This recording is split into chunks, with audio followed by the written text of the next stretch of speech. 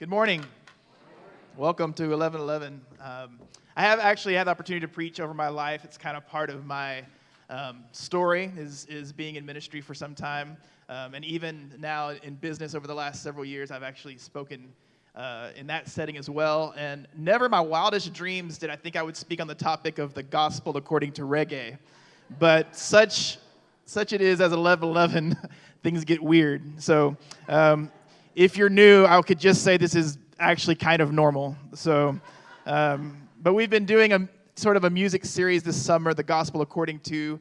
And so when Tom asked me to share, I just sort of started thinking of some of the thoughts I'd been thinking through, and him and I had some conversations. As I was looking at some of the thoughts I was putting together, I thought, this could work with reggae music. And I asked him if that was a bridge too far, and of course, Tom never thinks anything is a bridge too far. So here we are. I do have a love of reggae music, probably more to the point I have a love of Bob Marley, which probably some of you hopefully share. His music is fantastic and really helped introduce me to more reggae music and reggae-inspired music. I'm not sure if UB40 in high school counted, but I also kind of liked that. But it makes sense. Reggae music, the influences of reggae music are sort of a combination of traditional African music and also sort of southern U.S. or New Orleans style blues. And both of those music styles I sort of grew up with. Some of you were here last time I talked. I was actually born in Africa, and excuse me, and have been back to Africa a bunch of times since, more times than I could count if you lived there for small stretches of my life. And so that rhythmic idea of music and the traditional African music is something that speaks to me. And growing up in the South, all of my family is from Mississippi and Louisiana and New Orleans and Southern blues. All of that is sort of in my wheelhouse of the music I grew up with. And so as I got into college and began to get introduced to something other than Christian music, which was sort of all I was allowed to listen to growing up, Bob Marley was on the radar, and I thought, this is awesome. And so it's really cool to channel a little bit of Bob Marley inspiration this morning. But I did do a little bit of deep diving into reggae to try to figure out what is reggae music. The term reggae was coined somewhere around 1960, of course, in Jamaica. So Jamaica is sort of the home, the birthplace of reggae music. Bob Marley is known as the father of reggae music. The reggae came from some slang in Jamaica called reggae, which meant ragged. And it was like a ragged style of dress or a ragged style of music. And you can sort of hear that in the music as you listen to it. I think it's interesting also to note that reggae was written and performed largely by descendants of slaves in Jamaica. And so more so than maybe some of the other music styles that we have gone to, where it began and who it was written by, why it was performed, and sort of the lyrical content of the music is important, and it helps us to understand what was going on. In fact, reggae is tied to the religion of Rastafarian, and I won't dig in, but if you want something to do on a Sunday afternoon, do some research on Rastafarian religion, and it's actually very interesting. It's a fun deep dive into. Of course, I love now studying all sorts of religions, but the Rastafarian religion was really interesting. But the ties to Africa and being slave descendants, it's not just the musical quality, but it's also the lyrical content of social, political commentary. It leans into the injustices of the day. It leans into topics of slavery, suffering.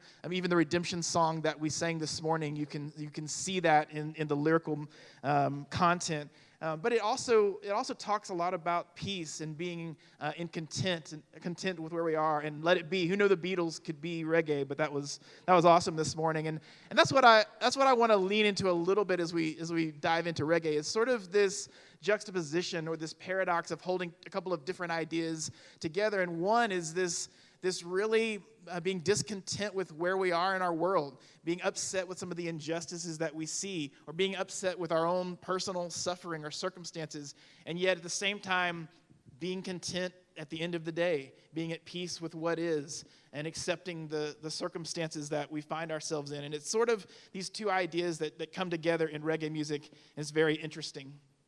I mentioned my connection to Africa and having traveled there much and have been there, and I actually am privileged to have so many friends who live in Africa, and I've been able to live in their homes with them. Some of them have come and stayed in our homes. In fact, last year we had a couple who came to 11:11 with us, and they thought it was fantastic and tons of fun. But one of the common refrains that you'll hear from Westerners who visit and spend a good deal of time in Africa is just sort of the piece of life that they discover in the day in and day out people who live there, which is a really interesting concept, but it's very, very true. And if you've been or spent much time in Africa, you probably know what I'm talking about. And yet, it's sort of interesting because you don't have the same conveniences there as we do here. It's definitely a third world. A lot of Africa is third world, and definitely the parts that I've been to, there's a lot of poverty, there's a lot of suffering, there's a lot of doing without conveniences, and yet there is this sort of peace about life. And Tom and I were talking about this some, and it has something to do, I think, with the idea of acceptance versus attachment. And there's this idea of accepting what it is that you have and being at peace with where you are versus attaching yourself to outcomes that you sort of buy into and invest all in. And then, of course, getting upset when those don't go the way that you think. I'm thinking of even just this last week. I had a business meeting in Kalamazoo, Michigan, which was fun. Although they were apologizing to me about the heat. I think it was like 86 was the high that day. And they were all really upset about it.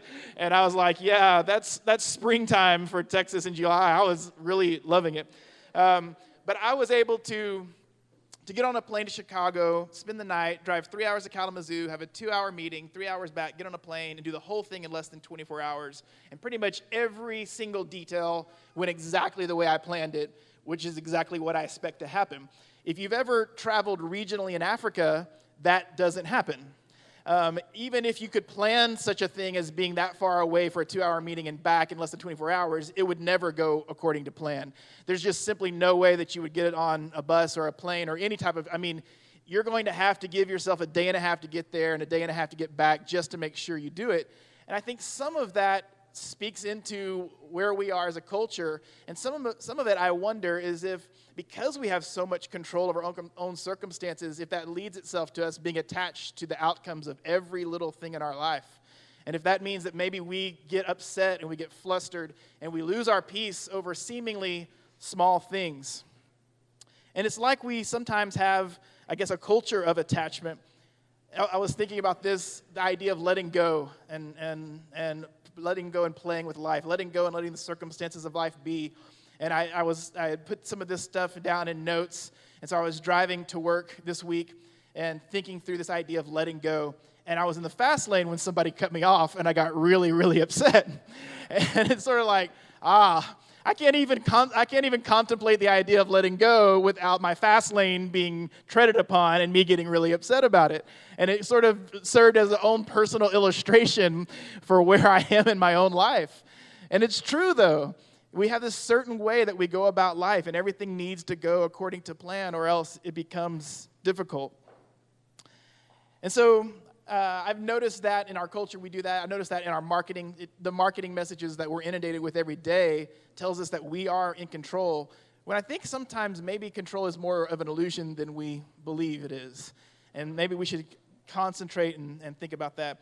Bob Marley in the song we sang this morning, and we all sing it together, every little thing's going to be all right. He didn't say every little thing is going to go exactly like you planned, right? In fact, this song is sort of meant to be sung in times of trouble. It's meant to be sung when things don't seem like they're going to be okay. It's a song of release. It's a song of letting go. It's a song of accepting, to say, hey, regardless of what our circumstances brings us, it's going to be all right. Every little thing is going to be all right. And I think that was one of the draws for me to reggae music, and specifically to Bob Marley, is that there's something about I love listening to it on the beach, and we were at the beach a few weeks ago, and I'll tell you a story about that in a moment. I love listening to Marley on the beach. It just seems right. But even just at the end of a long day, putting Bob Marley on just seems to soothe the tensions, even though a lot of what he's talking about is very difficult content. It's the same in this scripture we read this morning from Matthew 6, when he says, what I'm trying to do here is get you to relax and not be preoccupied with getting so that you can respond to God's giving.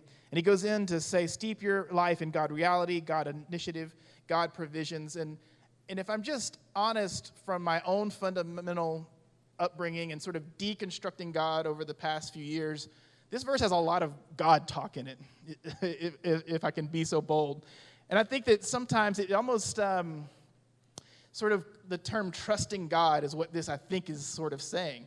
That I think what this is saying, we should let go and trust God. And there's something about that let go and trust God that just almost triggers me. Like, what does that even mean? And I don't know if you've ever been there or felt that, but what does it mean to trust God? And I feel like that's a thing that used to make me feel better if I would say it. But if I really think of who or what am I trusting and what does that mean, it sort of leaves me more uneasy than it does with peace. What does it mean to trust God? We were at the beach a few weeks ago, as I was saying, and we had a blast, and we did a lot of lazy nothing on the beach, which I think the beach beckons you to do. And we were sitting there looking at the ocean, and we had this huge canopy, which is great, but it was so big that our whole family could sort of spread out, and we could all sit and just sort of face the ocean, which was great, but we all put our earbuds in, and it was fun, but we weren't actually doing that much conversating.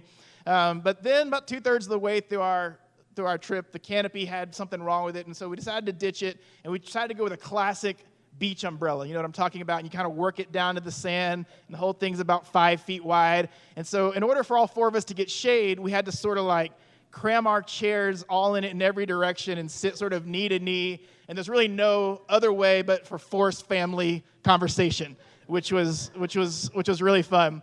And so we were just sort of watching a storm had come earlier in the week, and the waves were up, and all week we've been having a blast playing in the waves and the huge waves, and it was so much fun.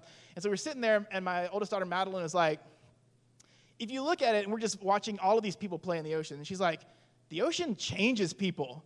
And we're like, what do you mean? She's like, everybody is acting like a little kid.